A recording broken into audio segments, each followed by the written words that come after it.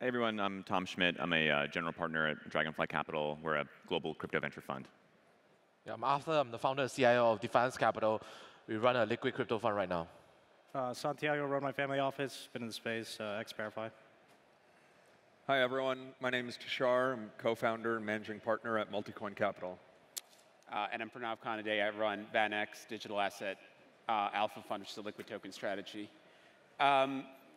So minus Santi, I'm sure a bunch of us get this question from LPs all the time, which is, why should I deploy capital into your strategy over just buying Bitcoin? Because the reality is in the last 12 months, Bitcoin's up like 120%, and then you've had the general altcoin market that's only up around 50. So maybe that's a good place to start, which is what's broken in the token markets? Why are alts not trading as people would expect, which is at a beta to Bitcoin? Maybe Tushar, you can get started at that. I think the reason to deploy to a manager instead of buying Bitcoin is if you think that manager is going to do things that you can't do, right?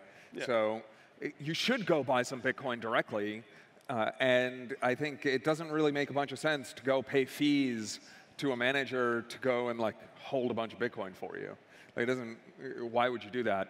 So I think selecting liquid funds based on their non-Bitcoin exposure is probably what I would do as an allocator. And I think the second part of your question was, why are alts underperforming Bitcoin? And I think that's generally just risk-off atmosphere. Hopefully, we see that turn around with rate cuts and liquidity injected back into the market. But I think it's very much driven by liquidity.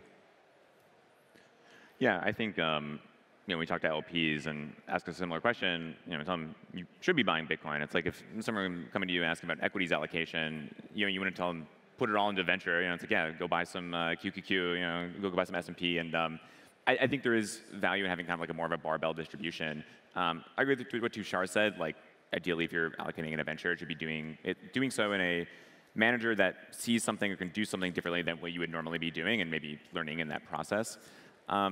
As far as why alts aren't performing, I mean, I think it's actually very bizarre. Like, if you look at the dollar amount or sort of the FDV of alts compared to something like Bitcoin, compared to something like global crypto markets, it's actually quite small. So you don't really see this wealth effect that we've seen in previous cycles of Bitcoin going up, ETH going up, and then sort of that flowing into alternative assets. So something feels very broken there. I think more often it's more just a lot of these products aren't novel. They're not solving a real problem. If you look at sort of on-chain metrics, they're really just like dismal. And so I think projects that have done something new this cycle actually have done pretty well. And we've seen new top 100 coins from this launch or from the past 2 years. But it's very rare to see that. You generally find one team that makes a kind of one-of-one breakthrough. And that's kind of it. Yeah. I think every manager have a slightly different strategy when it comes to liquid. And for us, I think we are just better than most of the market at picking the token that will outperform. And we obviously have the track record and skill set to demonstrate it. And I think that's the kind of pitch that every manager will say. And I think on a broader picture perspective is, if you're investing beyond Bitcoin, your belief is ultimately crypto is not just Bitcoin.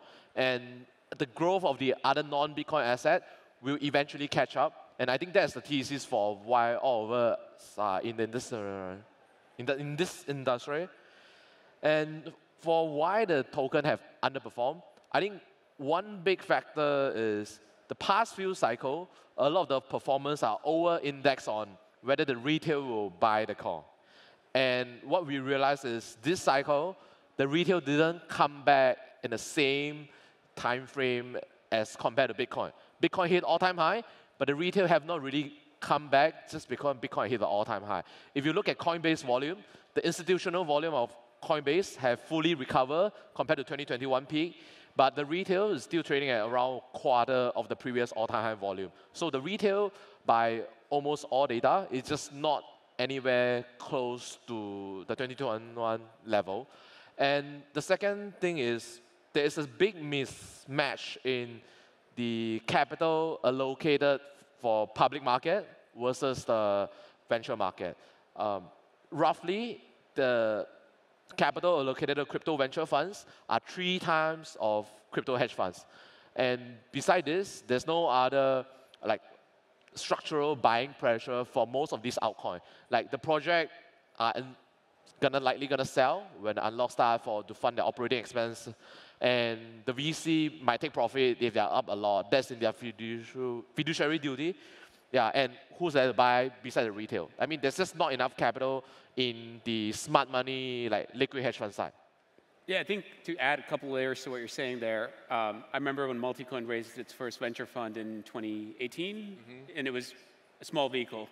And I think in general, it was very hard to raise capital in that 2018-19 timeframe for venture funds. And you had this crazy bull market in 2020, 2021, where the influx of retail capital was enormous, and that created this big altcoin season. Part of that was, retail had stimmy checks, had compounded that wealth through the equity markets, eventually made its way to the altcoin market. And you kind of saw this bull run play out, and everyone's got this expectation of the same thing. I think this time around, retail is broke, and you kind of can explain some of that through like meme coin season, right? Which is the retail that is in crypto is trying to hit a quick 100x in something, and is not trying to really focus on a real thesis or at least a medium to long-term thesis. Could that come back? Probably, is my guess. Retail will come back at some point. The other thing I think that's interesting is, my team and I did this study, research project, whatever, which is really ask when's the optimal time to invest in a token project. And we concluded that it's probably 12 to 18 months after a token launches, largely because you've gotten enough tokens vested in the market from the founders and from the original investors, and there's enough supply out there where you're getting a reasonable price, or at least a more fair price in the market. And you also evaluate whether the founders and teams have executed against that roadmap or not. So now I look at that and I say that's more of a crypto-centric problem, which is how tokens are launched, but also how vesting works. It takes a very long time for price discovery. So maybe the question is, A, do you agree with what I'm saying? And B, what's the answer to that problem? I think there's a fundamental misalignment between venture and public markets, where venture investors think long lockups are a good thing because they signal alignment, and it signals that you're in it for the long term, the team's in it for the long term. And if you're a public market investor, you see low float, high FDV, you're going to be selling this thing for 6 years. And that disconnect is really tough. And right now, we are seeing the projects that raised money in 2021, 2022, in that peak hype cycle, go and have TGE. And this disconnect is becoming more apparent now because you had these inflated 2021 valuations with long lockups, and the public markets are just not buying it. They're saying, I'm not in. I will wait, and maybe once you're done with your lockup, I'll be interested. So I think time heals this. I don't know if anything else can. There's simply no liquidity entering the market. I mean, the thing I track the most is stablecoin supply, and that's been fairly muted. So as long as that continues to persist, there's no demand for tokens. Any interest from retail has gone to meme coins, particularly enabled by Solana. And so the whiffs of the world are attracting the lion's share of the liquidity. And candidly so, I mean, I think the meta really just changed where people are not buying Filecoin, people are not buying these. But back then they would, now, and you could argue what's changed because there were meme coins back then. It's just more, I think, the ease by which you do it, using something like Phantom, mobile has become a big part now this cycle. Something like Jupiter, really, Solana really has allowed retail to express their views on chain, whereas before it was much more difficult in prior cycles. So why would you buy a high FTV unlocking token when you can go and buy a meme coin? And I think retail really appreciates that. Tushar, I heard you on a podcast recently where you talked about Solana's Cliff Vest and how that might be a potential alternative to this linear vest that people do. Mm-hmm. How do you sort of think about that? Maybe you can talk about why Solana might have done that when they launched in 2020 and why that might have led to some of sort of the traction they got from a community perspective. Oh yeah, this is a fun story. So I remember when Anatoly called me and he said, everyone else is doing these extended vesting periods, and I don't want to do that. I just want to do one cliff and get it behind us and move on. And my initial reaction is, you're crazy. No one does it this way. Like, why are you trying to be different? But he explained his logic. He really wanted to have real price discovery. And he was like, if people want to sell, they should sell. And if people want to buy, they should buy, and we'll see what the price is. So they set up a 9-month cliff from TGE. I remember TGE was like April, and then the cliff was in January in 2021. And I don't know if you remember what the Twitter timeline was like going into that unlock. This was like peak ETH maxi FUD on Sol about how the circulating supply was going to explode and the price was going to crash. But as it turned out, having price discovery and having the tokens out there and giving the market certainty about what the supply is really worked. Also, we got lucky on timing, right? Like that unlock happened at exactly the right time, and I don't want to underplay the amount of role that luck played. But what are the lessons we can learn from that? I think the lessons we can learn from that are, one, public markets want you to get the float out there. We run a big public market hedge fund, and one of the first things I look at is the float to FTV ratio. And if that's a low ratio, I'm like, I don't care what the number on the screen says. This isn't a real price. It doesn't matter. So I think public markets want your float to be out there to see what the real price is.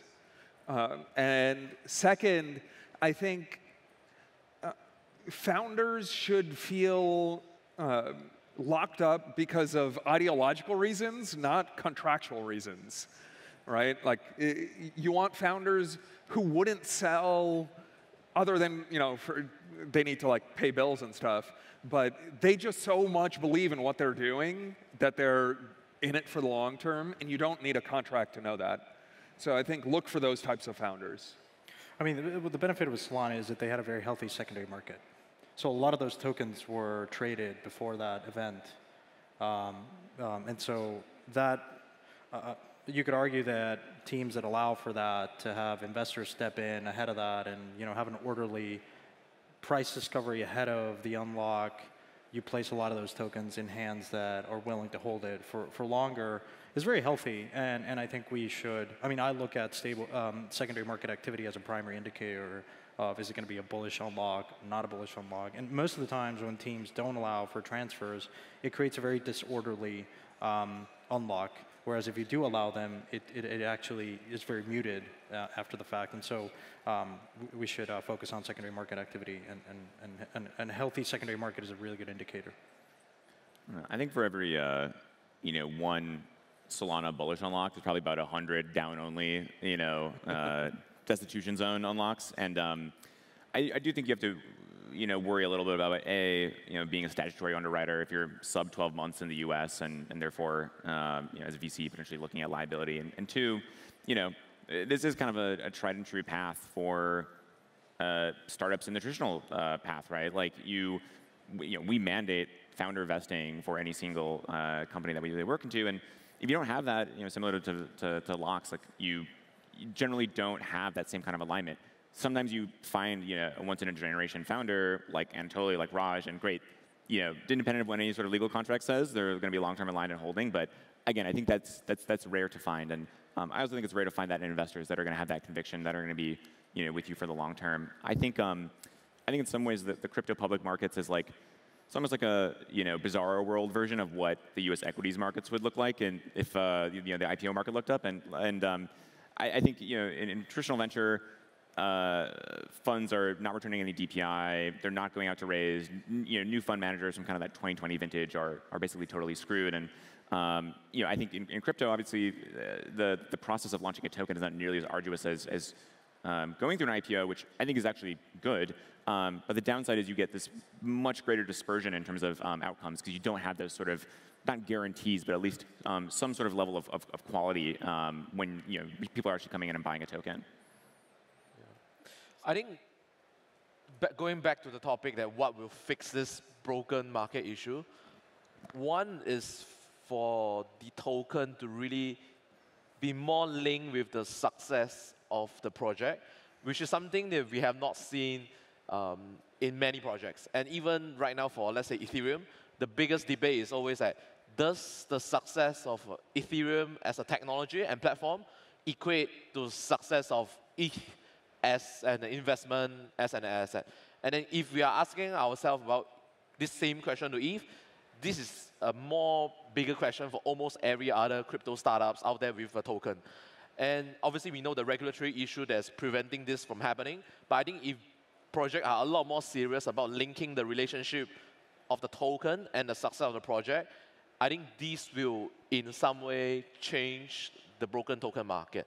But I think one issue is also good discussion is we are all investing in growth in crypto. So what do you think about protocols that still have a lot of growth potential ahead, but they should return some value to token holder via buyback or just outright distribution, so to keep the relationship stronger? Because in traditional finance, they don't have to do that because that shareholder right exists legally, but in token, there's no legal right. So you're basically only believe in the relationship if you get a cold hard distribution in cash or whatever form of the revenue.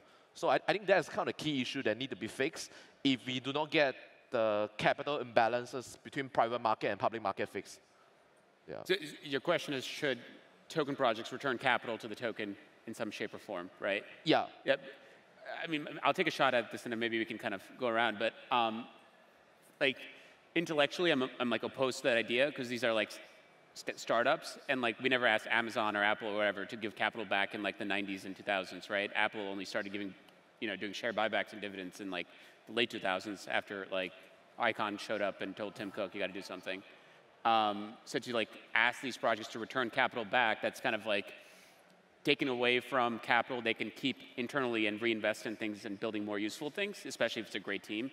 That's what I intellectually believe, but more operationally or just sort of realistically, at least in our team, what we say is who's the next buyer for this token? And oftentimes it's well, we have to believe retail is going to have interest in this token, but we also have to believe that's going to drive the token to a top 10, top 5 token at some point that TradFi will come in and buy it one day. But even to get retail's interest, you need something. You need a natural buyer. And in this market, it seems like the natural buyer is the protocol itself doing a buyback to support the price, right? So I'm kind of torn between the two things. Yeah. I don't know what you think. I'll take the other side of that. I think tokens should absolutely be, or teams should absolutely be trying to drive value back to the token from the beginning. Even if they could reinvest that in growth, I think the way to solve that is have some of that cash flow go to buy and burn the token, but have a variable issuance rate.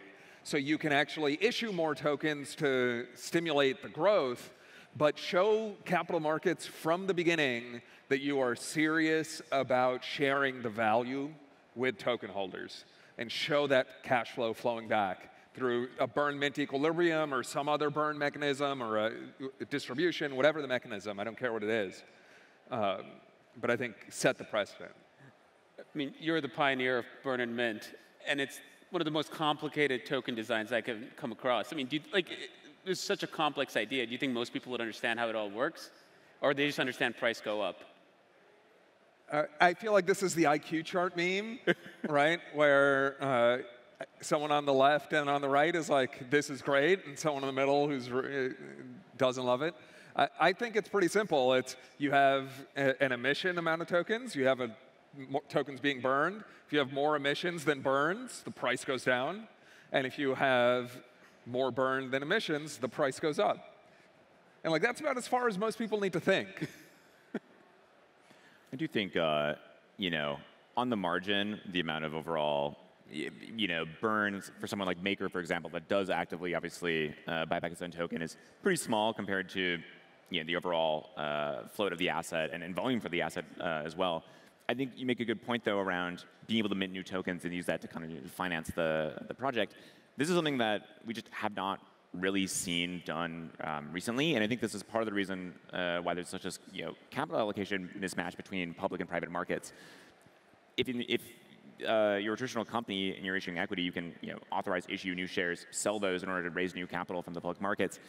That process is extremely complicated, or maybe even impossible in crypto public markets, and that's why we see teams go through these convoluted treasury sales, try to hit up VCs, sell these big discounts. In theory, these teams should be able to issue new tokens, sell them on the market, use that to recapitalize themselves.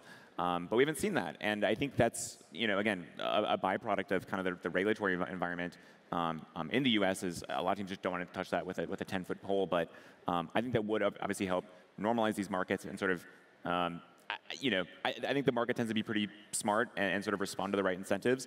And right now, there just isn't enough incentive to tap into the public markets, which I think is causing this sort of weird bifurcation. Maybe to switch gears a little bit, there was a Twitter post, X post, whatever, that went viral recently around quiet quitting or founders and teams quiet quitting. And I'm sure we all talk to different founders, different teams all the time. Curious to hear about how prevalent you think this is, how much of a problem this is, and maybe then we can talk about what do you do if you see that happen a lot. Yeah, it's definitely. I think there's a very big difference between skeptical and cynical. The longer you stay in crypto, the higher the probability that you become cynical, or you become a Bitcoin maximalist again. Because you see a lot of nonsense in the space. You see not very competent teams get away with stuff, and then you see the teams that are trying to really do good stuff and hard work be totally overlooked. There is an element of the best tech sometimes doesn't always win. Distribution matters a lot. It's a very retail, attention-driven market. So you have to play the game, but you see it every cycle. I don't think today is any different than what it was, back in 2017. It's just the way naturally, survival of the fittest. 99% of teams are, mediocre or not going to survive. And crypto is very difficult. I think what my appreciation is, building in the open, building in crypto introduces a layer of complexity for founders that, because you have a token, if the token is going up, people are obviously, that's your job. If the token goes down, they blame it on the founder. And so Kane, the founder of Synthetics, has a great line. He says, look, if you haven't been called a scammer, you're not trying hard enough. And I think so. So I think you can kind of try to piece together why people are quitting. One, it's not easy to build, again, but I would emphasize that it's not different this cycle. It's a natural kind of state of startups, and most end up failing. Yeah, I think this exact same phenomenon happened in 2019, but no one wrote posts about it or called it quiet quitting. But yeah, people naturally respond to incentives, and if there's not momentum, if there's not capital, if there's not really an opportunity for new talent to come into the space and feel like they can build something and have a great outcome, I think they're just not going to, and people are going to leave. And I think a lot of the people I met when I got into the space in 2017, who left in 2019, they never ended up coming back. And I think that's I empathize with that decision, in that if you're a new entrepreneur and you think about where do I want to be spending my time, you look at crypto, people are going to make fun of you. Someone might try to throw you in jail or hit you with a absurd lawsuit. And I think it's really unfortunate that the government can have such a negative impact. And ultimately, I don't think it deters or changes the destination of where this technology is going, but it can greatly kind of slow it down. And I don't think growth is something that's guaranteed or we sort of take for granted. You can see how a really negative regulatory environment can tamp out innovation and sort of kill companies. We kind of saw that in the EU, and I'm worried that that's kind of happening this time around, where at a certain point the momentum kind of starts to go backwards. I think a big part is we haven't seen big breakout new use cases, and anyone who has spent more than 5 years in this industry was hoping for a shorter time frame for us to hit mainstream adoption in some use cases. And I think a lot of people came in with very high hope last cycle, and it didn't deliver against their expectations. So this quiet quitting thing has been more prevalent. And I think it's also possible that the industry in the short term kind of hit its cap in terms of how much capital and talent it can accommodate for the use cases make the most sense. And I think that we just have to accept that the industry might not be worth like 10 trillion in the short term, but we will get there. And it's just like a short-term adjustment the industry will make. I also think there's a realization amongst investors and teams that value will be more concentrated at the top than we might have expected in 2021 or 2022. And I think that leads to some of this quiet quitting or just general disillusionment amongst a lot of people, because people like to win, right? And when it feels like the giants are just going to own everything and you're going to be a small cog, because it's so hard to make money in crypto. I think one of the big things that blockchains do is they destroy margins. Your margins go down. Everything is permissionless. Everything is open source. It's really hard to defend your margins. And that's why I think when founders start out, they don't necessarily think about the longer-term margin defensibility. They're not thinking about longer-term competitive landscape. But then when they're faced with that reality and they see, I'm going to be, one of 1,000 projects that, is on whatever page of CoinGecko, not on the first page, right? Like, it's discouraging. As to what we do when we see someone quiet quitting, we sell or we write it to zero. That's about all we. You can't make someone do work. Yeah, well, but I would say I would But- argue the premise that it's really hard to make money in crypto. I mean, you have incredible distribution, attention, and you have businesses like Pump.Fund, whether you like the business model or not, that is just a cash flowing machine. And so if you're a builder, if it's your first cycle or you've been here for many cycles, I would argue that you look at that and you can only be inspired by that type of scale that you're able to get in this industry. Now, the question around retention is a good one, which is how do you maintain that flywheel going and attention and fees? But I don't think that is like the reason why people are quiet or soft quitting. I guess the question is, would you say that most people are quitting? Are those founders that came this cycle? Are they founders that have been around for a long time? Is it particularly more pronounced in an area like DeFi that's been kind of left for dead? I'm just kind of curious, as you look through your portfolio, is it kind of more acute in one area versus the other? Well, since you brought up Pump.Fund, maybe I wanted to touch on that real quick. You probably believe Pump.Fund's a great product, great for Solana, right? Full disclosure, I'm an investor, so. You are, okay. Yeah. Well, what do you think? Is Pump.Fund net positive for Solana over the long run? Yes, absolutely. Because now there are all these people with Solana wallets that previously did not have Solana wallets. Yeah. And that's the number one metric that matters, is the number of people who have funded wallets on your chain. I think that's the most important metric for demand side for a blockchain ecosystem. And the most important metric on the supply side is developers building unique things. None of this copy pasta, we're borrowing this concept from old Ethereum L1 and putting it over here. That I don't think counts. I think that's the more valuable insight on the supply side, is you need unique teams. Is Pump.Fund unique? I think so. I think they found some unique gaming mechanics, and they're very transparent about what the product is. They're not. It's not like they're trying to promise you, oh yeah, this meme coin's going to cure cancer, or this thing is going to create zero-knowledge proofs that change the world, or this is layer 45 scaling, right? Like they're like, no, this is fun. Yeah. Guess what's going to be popular? I mean, Las Vegas, Macau, like. Yeah. We don't seem to criticize those particular industries, entertainment, as much as memes, but it's the same expression. I think people really appreciate the directness and transparency of something like a meme coin. You know that it's gambling, you know the casino, you know the rules, and there's something about that when the rules are very clear and the game is very clear. People tend to like that. When it's not, then you get the disappointment. Well, Yeah, one thing I'd add, just real quick. I think the reason why people like meme coins is more institutional traders don't have an advantage. Because the whole game on meme coins is guess what's going to be popular.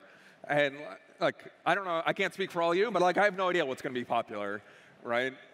So I think retail is playing against each other in meme coins, whereas I do think I can underwrite a token project better than most retail. So I think I have an edge there. So I think that leads to the rise of meme coins. Well, the only counter argument against this would be, how do we tell the boomers this is what crypto is being used for, right? Like, the question I often get from, again, the boomers is, whoa, Solana's doing really well. What's going on there? What's interesting? And I'm like, oh, there's this awesome casino called Pump.Fun. And that's it, really. But I don't know if you ever answered that question, or how would you answer that? I think we are stress testing the rails for DeFi. And what I hope to ultimately see, and the reason why I'm in the industry, is I think these are the right rails for financial system to run around the world. But that's not going to happen overnight. We need to see lots of activity. We need to see money. We need to see all the shit break, right? And we've seen that happen because of the pressures from these meme coins and this trading activity. So I think that's what's exciting. I'll take a more pure view of that. You know, what really drove some of the advancements and adoption of the internet? It was the porn industry. And you know, there's people that don't like that. There's people that have a problem with that. But at the end of the day, you know, it's, you know, when you think about crypto, I think as an industry, we really feel this need to be very defensive because you either love crypto or you hate it. It's very bipolar. So when you go and talk to people in traditional markets, you know, you most of the times become defensive to try to justify the existence of this industry. So putting Bitcoin aside, I don't have any problem now telling people that this is a casino, that there is a hyper-financialization happening. And I think the more that we understand and accept that, I think we're better off as an industry. We don't need to be defensive. We don't need to justify that we are speculating. Speculation drives innovation. It's really hard to predict how this technology, much like the internet, is going to be used. No one could have predicted that. They didn't do it in 2001 with the internet. They're not going to do it here. But to Tushar's point, I think there's something really powerful about tokenizing attention, about allowing anyone to be a market maker or provide liquidity to earn fees for that consumer preference to really, to really have like transformational business models. Like we haven't even talked about Deepin. But fundamentally, I think all of these different iterations are opening up and capturing the imagination of people of what it means to be an owner in a network, to participate in the upside. And I think that really transforms the relationship that people have and how they think about you know, accruing value for their contributions. And if you're not excited about that, then you should go do something else, and that's totally fine. You'll come back in 10 years. Yeah, I think you guys said it well. I think the only thing that actually like irks me is when I think people try to intellectualize meme coins and tell me a greater story. It's almost like you know, being very literal and heads up about it. I think is almost more noble. And you know what? I don't think there's anything wrong with having porn on the internet or you know, meme coins on chain. Makes sense. Maybe to switch gears a little bit. What do you guys think about the U.S. election? It's it's a question I get a lot when I meet people. You know, there's like this institutional crypto manager survey that maybe a bunch of us take part in. One of the questions is like, what do you think the market will do if Trump wins? What do you think the market will do if Kamala wins? It's basically, people generally think market goes up 30%. If Trump wins, Kamala wins, market's down 30, right? That's where like people believe, or at least say they believe the world's going to shape up. So how are you guys managing risk, or how are you even thinking about this election? We were joking ahead of time that in venture, you don't manage risk. You know, it's a little bit of the same old, and we're kind of just deploying and trying to find teams. And I think, you know, obviously trying to find good opportunities in the market. But I think, if anything, the election is bullish. I think base case, Harris wins, and we're sort of where we are right now, right? I think, you know, the GOP still takes the Senate, and I just don't think there's going to be any momentum or any sort of movement when it comes to regulation in the U.S. You know, best case, and you get a more, you know, favorable office, I think great.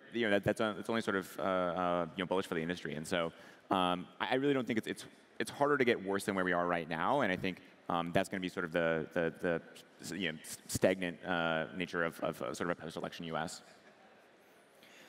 I don't think it matters, candidly, very marginally. I think what is most important is, I think we've peaked in terms of, when you think about the evolution of crypto, the hostility is sort of like 2012, it wasn't important, it was too small, no one really cared, and then as more value started to be created, there was more attention, and then my argument is that we've sort of peaked on the level of regulatory hostility towards the industry, and it happened right before the ETF was approved.